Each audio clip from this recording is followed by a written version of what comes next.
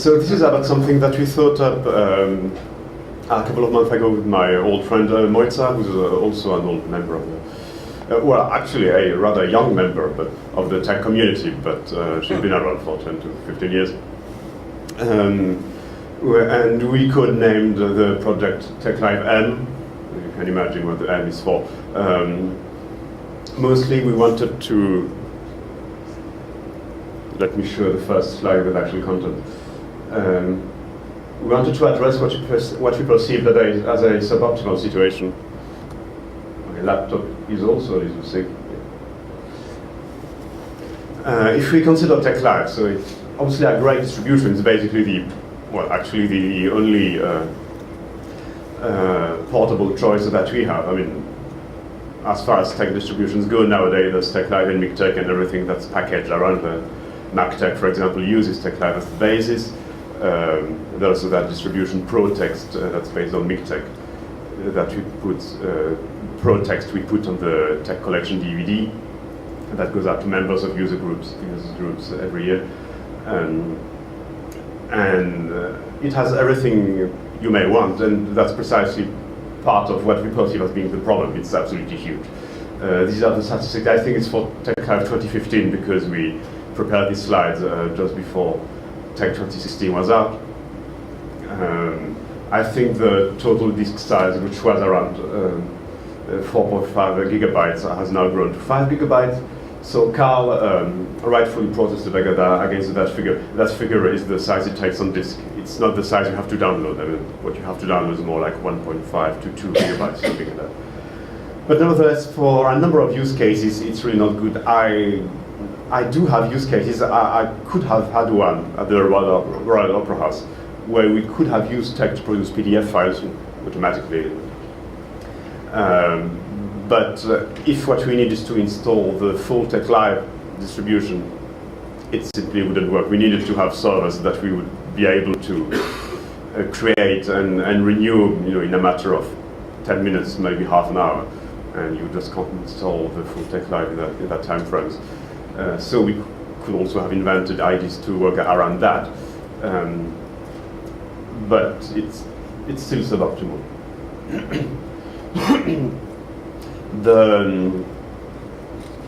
So one other problem is for downstream packagers, so typically a Linux distribution or any kind of package manager for any OS will need to, well, more or less reinvent the wheel around the TeX Live manager utility. Norbert obviously does that for Debian, but he's in a very good position because he's also one of the main developers of the TeX Live infrastructure. So he knows his way around it. Moitza was in contact with someone from the OpenCSW project, which is a package manager for Solaris systems, which works reasonably well with a number of volunteers, but they actually had to give up on packaging TeX Live for their system because it literally brought the system to their knees. Partly because of the number of binaries they have to compile, but also simply because of the sheer number of files. So we started brainstorming and wrote down a couple of goals. Getting ridiculous.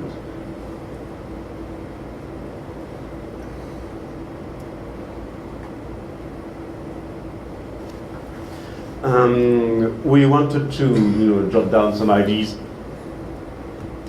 about how we could create not a new distribution, but really something that we could develop in parallel to TeX Live, and that would use the existing infrastructure. I mean, it would be insane to imagine anything else.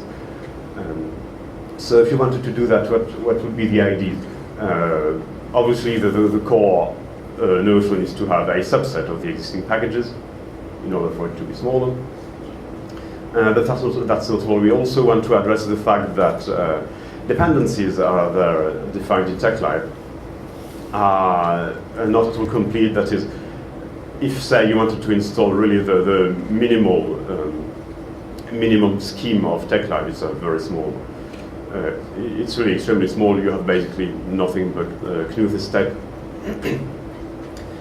And say if you wanted to grow your distribution from that, as an end user, you actually can't just install one package.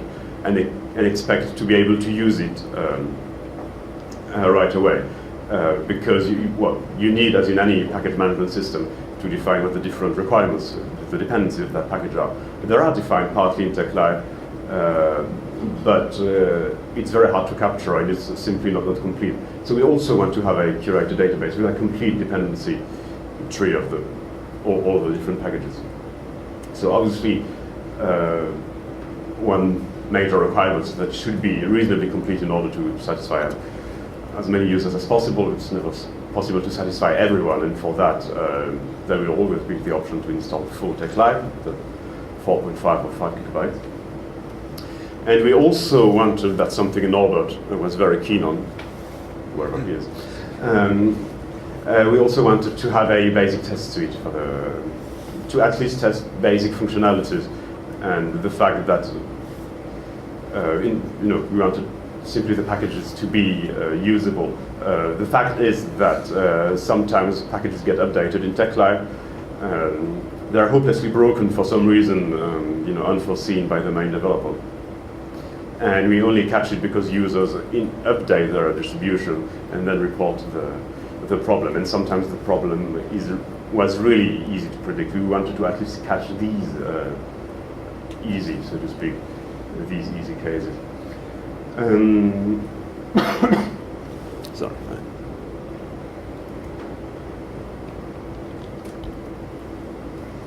And then, yes, one of the final goals would be to address the situation I mentioned about that Solaris distributions and other ones, to make it easier for downstream packages to package TeX Live. So here's the plan we came up with. I have to find a better PDF view. So, as I said, we want to use the existing infrastructure. So, in this context, that means creating a new scheme. So, a scheme is basically a collection of packages, or rather a collection of collections, because TeX Live has packages. It has a partition of the whole set of packages in collections. And a scheme can contain any number of collections that's defined in the TeX Live in the file that Norbert showed. So basically, it means simply creating a new list. And in order to obtain that list, we came up with the following plan, which is to ask first a rather small number of users who actually know their way around TeX and all the ecosystems. So, for example, ask on TeX Stack Exchange, which is extremely active and with a large number of very knowledgeable users. So ask these people to come up with some initial list of packages, analyze all the dependencies. So this can be a relatively technically involved task. So it's probably not possible to do it entirely automatically, but at least given a fixed list, we can, post-process the result by hand. Then set up a new TeX Live repository with exactly this list of packages, since obviously that's something that's possible and actually rather easy with the current infrastructure. You can set up your own repository where a user can then point TeX Live Manager to. And once we're done, actually go out and ask people to try it out and extend it eventually to the general community. So, that would be the initial idea. We just came up with that. And we started something that is not usable yet. Both Moitza and I have been rather busy in the past few months. We think we can come up with something reasonably fast that people would be able to test and use. And once we've done that, the general idea, the holy grail, if you will, would be to have some kind of rating system for all packages in TeX Live. It's obviously partly subjective, but there are some very objective measures, such as popularity, as defined by simply the number of users. That's something you can, it has an objective existence. It may be hard to measure, but at least you can define it pretty easily. quality is obviously always more subjective, but we do have some idea of some packages that are very high quality or indispensable anyway, so we will want them. And at the other end of the spectrum, completely hopeless packages that are not maintained and out of date, and something in between. So we would like to come up with some kind of a scoring system for packages. And then, well, it's always sensitive, that last point, but we could try and automatically collect statistics of fugitives, so that we wouldn't actually have to, manually go and ask the community. So these are the main IDs. Again, there's nothing usable yet. When it will be ready, we'll be sure to announce it. But mainly, actually, the point of this talk was to have a discussion. Yes. So, well, just from the people in this room, are there any ideas of what you would like from, TeX Live, from some system of alternative package selection? What is the size you are aiming to? So now we have 4.5 gigabytes yes. of full TeX Live. So what do you want to get at the end? I don't know. A few hundred megabytes would be nice. It's probably not realistic. So let's say, yeah, I don't know, 200 to 1 gig, I guess, something like that. Do you want to have all engines, ZTech, LoTech, PDF Tech, or Logic Tech, or and all this? No, I think we need to strike a balance between being reasonably comprehensive and usability. So not the latest, bells and whistles such as Logic. We would exclude that one. On the other hand, we need to go back all the way to TeX as written by Knuth and PDF Tech. Obviously, we need to include those. But then maybe exclude some lesser used formats such as Lollipop and different things. So. I have one idea here, which is that in one point is talking about testing, which I think is would be wonderful. That if for package X there was a test file which did nothing but load that package and see if the document can be typed, if hello world can be typeset. Once you have that, you can start to construct the dependencies automatically from the recorder file, from running that package, because loading that package, as we've discussed many times, packages have zillions of options. We can't test everything, but we can test some things, and anything's better than nothing. And so the testing, in a way, would allow automating the dependencies to a certain extent, which seems way more plausible to me than manually figuring out the dependencies. I think that's the LaTeX team has a very nice idea for test suite, whereas it just analyzes logs. Sorry, Boris, can you please have Frank, and then I'll get back to you, and thanks, Carl. On request from Norbert, actually, that system got extended to provide alternatively PDF tests, as well as the structural tests that we do for LaTeX 3 and for LaTeX 2. I don't know if you actually played with the new version, but it is all there now. So it's fairly easy to come up with sort of standard tests for basically anything. Not too much. So, Boris, did you? Oh, Matthew. Okay, this may be slightly out of scope, but I wish that I could take a document and install everything that's needed to compile that document. The reason I would like that is not because I want to do it myself, but because I would like to roll this out to a user. I have a document, I want you to be able to compile it. Here's how to do that. Volker? It's something which I did for our conference computers, which are, we set them up all with a full set of TeX Live. The problem is it takes a while to prepare 20 machines for the editors on the conference. Therefore, I switched 2 years ago to LigTech and didn't load any package. And then just when the file was processed, all the packages were downloaded. At the end, you could look what was downloaded was needed. Okay, it's a special case for editing specific papers, but after that we had a really small amount of packages, and I would say it was in the range of 200 meg. But it's of course something which is not easily done with TeX Live in the current way. Yeah, this is really my question to both you and as well as Norbert in that case.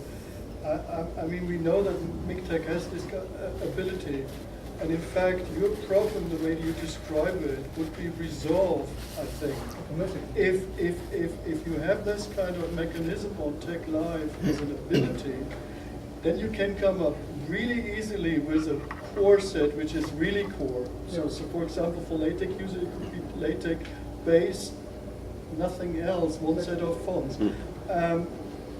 And have the user who are concerned about their sizes and do not want to download, just choose that particular sort of really small starting scheme, and the mechanism would run by itself.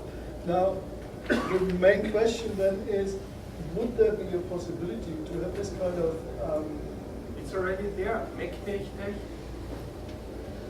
You can do all this. There is a hook in the Composier when loading a file that does MikTeX. If this program, if you activate this and write a script that analyzes the database, tells you which package to install, it can be. I think there is already even a package, TeX Live on the fly or something. Yeah, like that. TeX Live on Fly. Yeah. So in that But I've never case, tried it. in that case, the big question is to make that sort of being a sort of distribution alternative that actually comes with a system. It's problematic Why? because MikTeX is running with one system, with Windows, only Windows. It knows its GUI, it knows its databases. And we have to write a multi-platform thing that's going to deal with the synchronization problems that Norbert talked about, and run in some crazy Mac environment where everything is locked down and nothing works. And you know, with every version of every Unix system where people are running it. And because once you start down that road, there's no way to stop, right? I mean, you can't just say you're going to support the latest version of the OSs because a few people are running that, right? You can't say you're going to support just -1, and you can't say you're not going to support if somebody locally compiled their wget because maybe that's the version that works and the system wget doesn't work, right? These are all things that have happened. So I mean, clearly it's not impossible, it's possible, right? But it's problematic. We have more problems is the multi-user. Multi-user installations with TeX Live on the fly. How should this work? Right. So I think if somebody wants to push that, then I would start by being familiar with MikTeX, which I am not. I mean, the one time I had used MikTeX, I did exactly what Volker did. I installed nothing, I ran a few documents, and then I was set, right? You know, it was great. And I said, I really want this, but it's, you know, but so for somebody who knows how MikTeX is doing all that, MikTeX is intervening in the engine level, isn't it? Its tech engine is doing something. It's not done.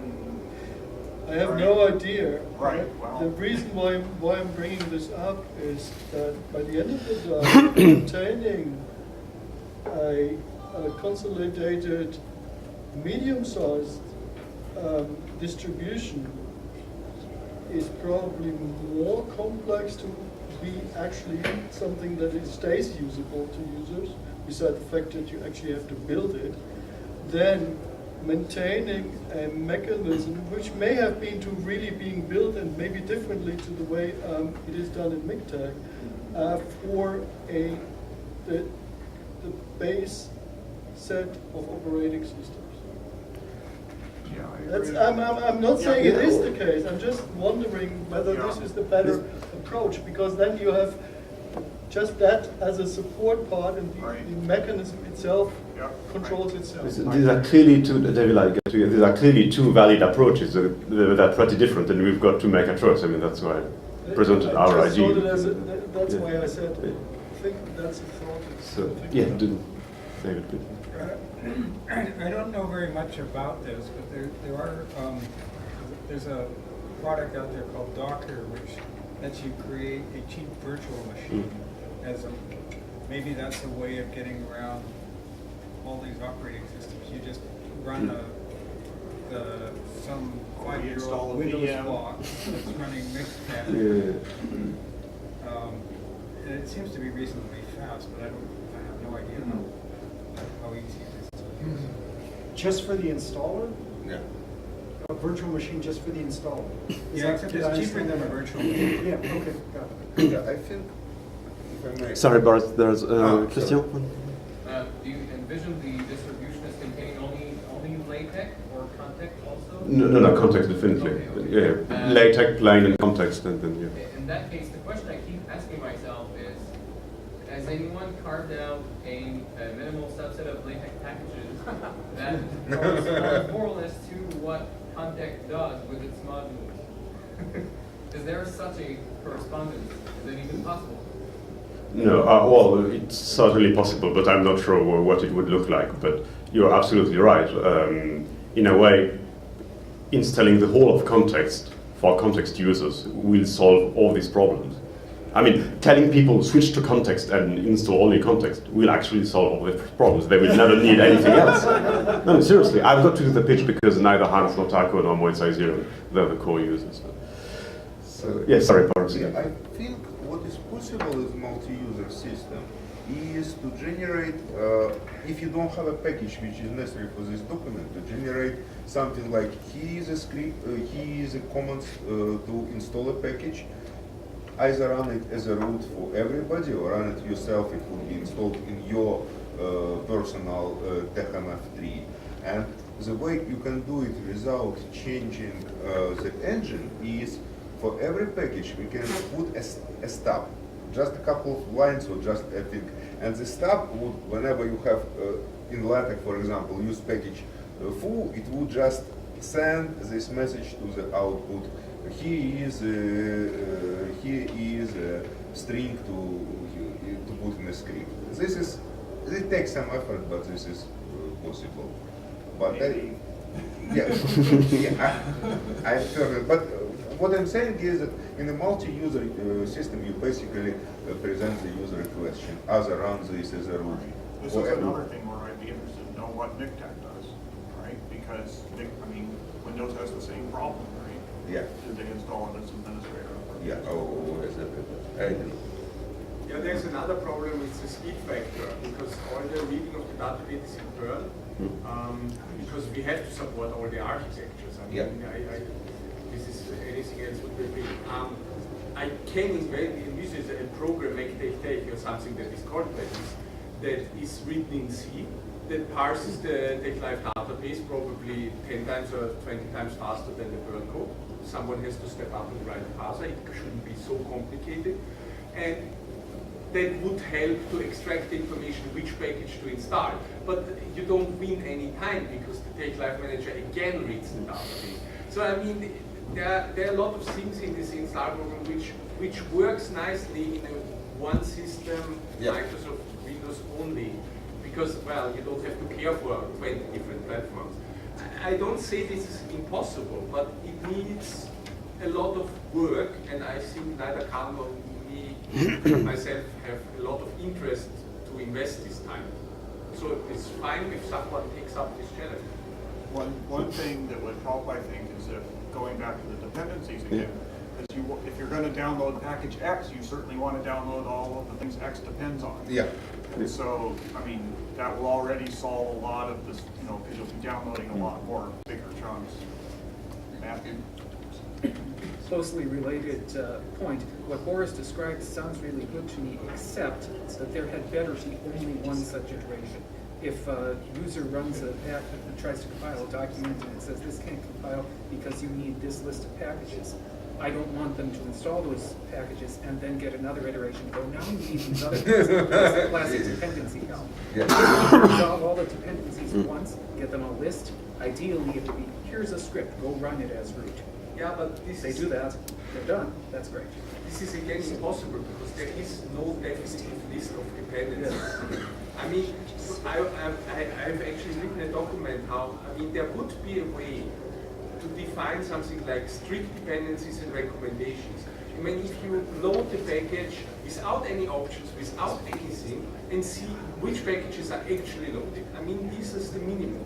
But I mean, then you have, I mean, if you can load Pima or whatever, Comma Glass with 20 different options, which loads 50 other packages.